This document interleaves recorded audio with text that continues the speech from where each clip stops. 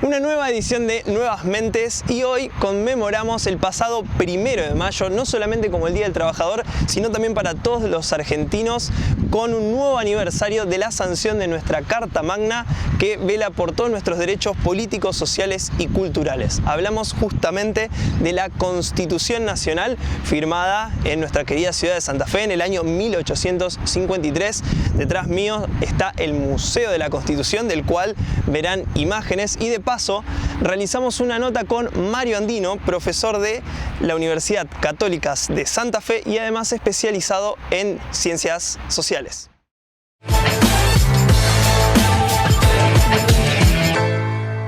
Muchísimas gracias, Mario, por venir a nuestra sección de Nuevas Mentes.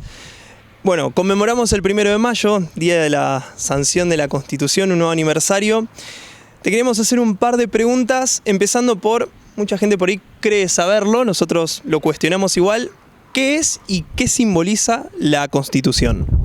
Bueno, ante todo la Constitución es una carta donde voluntariamente, ese es el espíritu ideológico, digamos, voluntariamente los ciudadanos en forma libre convienen, acuerdan, o en la teoría liberal republicana contratan, hacen un contrato social, en conformar un Estado y acatar la legislación que surja de ese Estado. Dado ese origen o tradición liberal que tiene nuestro contrato, Rousseau, Locke, Montesquieu, todos los antecedentes en Francia y en Inglaterra, quiero remarcar esta idea, ¿no? La idea de que el ciudadano, como tal, sujeto de derechos y deberes, acuerda con los otros, la conformación de un sistema donde no puede haber una ignorancia de esos derechos primigenios, sino que la Constitución debe garantizar ante todo que esa voluntad libre que tuvieron los ciudadanos y que son los que fundan ese Estado que se está creando. Y por lo tanto, los gobiernos surgidos de ese acuerdo deben ser representativos de la voluntad del ciudadano, ¿no? Eso sería Después la otra cuestión que podemos decir es que es un símbolo del Estado moderno, de la modernidad occidental, y que se lo concibe en paralelo con la llamada nación. Por eso la denominación correcta sería Estado-nación o Estado nacional. ¿Por qué? Porque se supone que hay una comunidad de intereses, de cultura, de valores, de ideales, y esa comunidad de intereses, culturas, eso sería la nación en sí misma, la sociedad que lo conforma, digamos, ¿no? Sirvió como una base en su momento también. En su momento sí, aunque en nuestro caso no hay un predominio fuerte de una nación previa. Claro. Nosotros somos el caso de las llamadas, en nuestro caso, la Constitución vino a ser como la piedra angular sobre la que había que desarrollar una sociedad que no estaba del todo claro como que su identidad. Por eso es que somos un caso de identidad construida a partir del acuerdo político. ¿Cuáles fueron justamente estos sucesos previos y las bases? Sabemos que hubo, por ejemplo, el caso del libro de Alberdi, o también lo que era la Constitución estadounidense, sobre las que se basó nuestra Constitución. El contexto previo era bastante complejo porque veníamos ya de hace tiempo con los llamados... Primero tuvimos una década donde fracasaron los intentos de un gobierno central. Esa década fue de 1810 a 1820.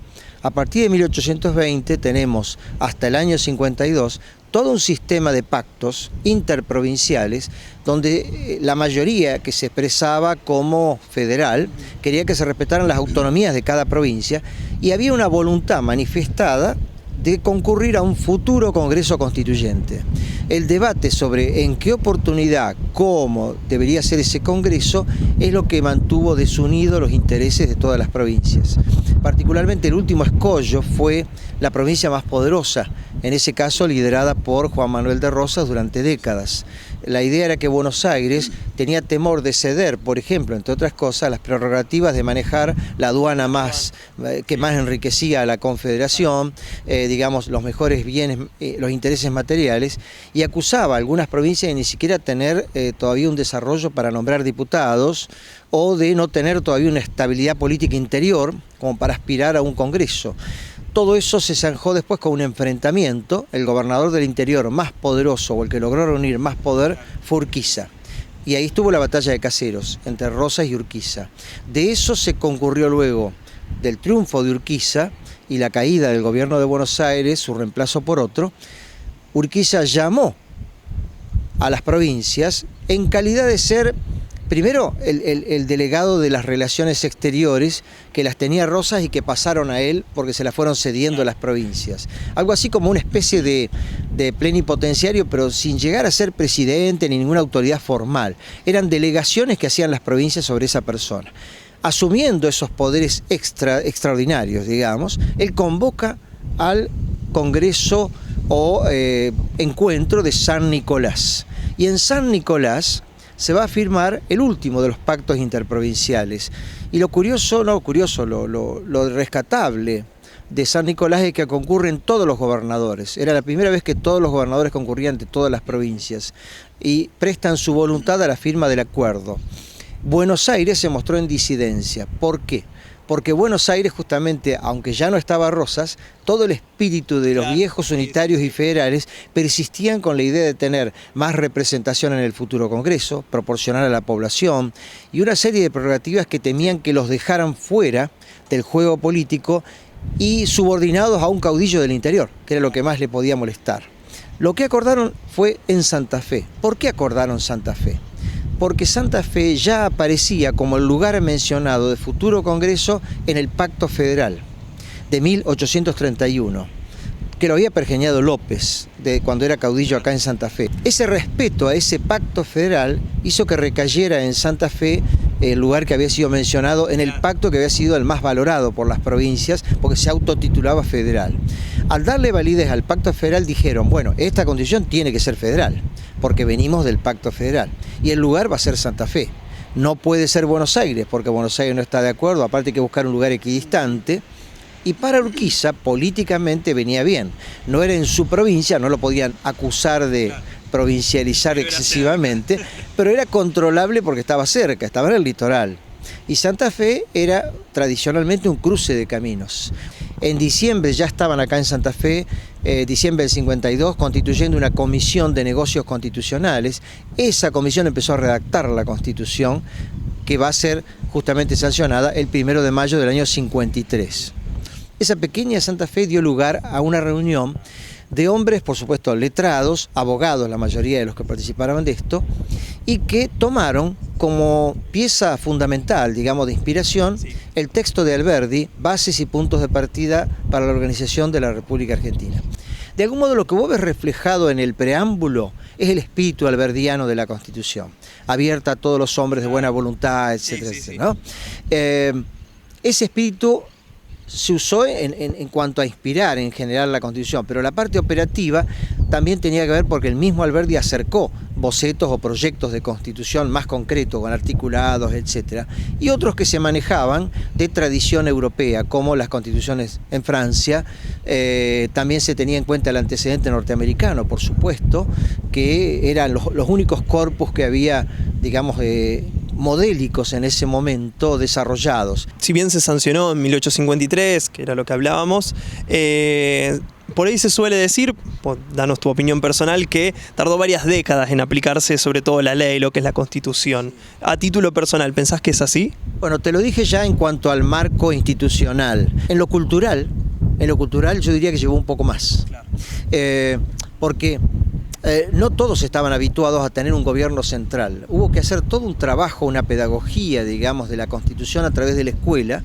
La escolarización de la población se acrecentó recién a partir del 80, con la ley 1420, obligatoria. Y había provincias donde la única realidad para ellos política era el gobernador local, no el presidente, que estaba ya lejos. No había impuestos nacionales como los conocemos hoy.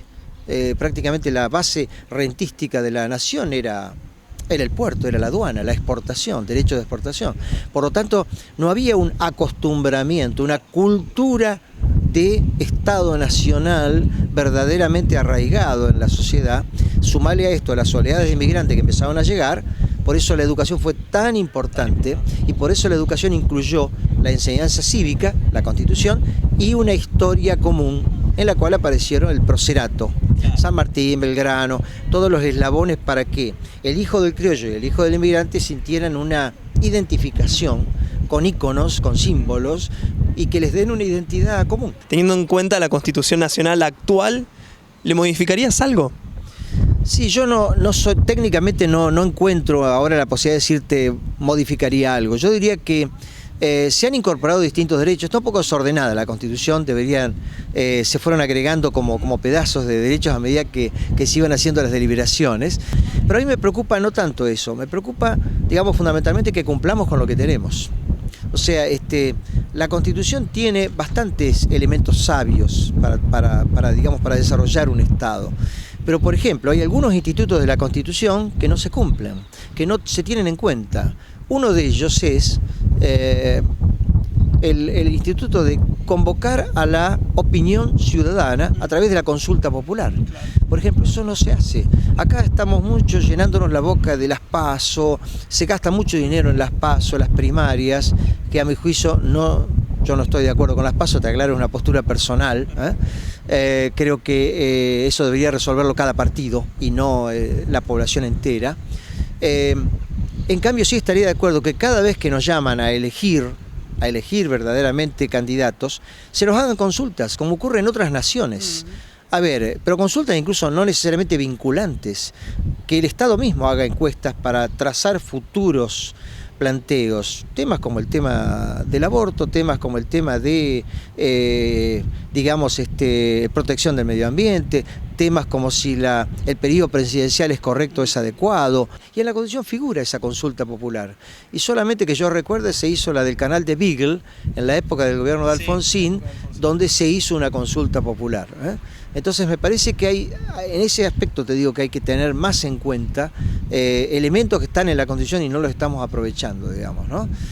Sí se aprovecha el marco internacional, los 10 tratados internacionales de los cuales somos signatarios y por lo tanto tienen validez constitucional. O sea, es una Constitución que está adaptada bastante a lo que hoy es la globalización, digamos, no está tan atrasada en ese sentido. Pero bueno, esa es un poco mi idea de cómo veo hoy la Constitución. Bueno, Mario, muchísimas gracias por la nota con este lindo museo de fondo. Gracias a ustedes y para mí es un gusto, así que gracias. Gracias a vos, Mario.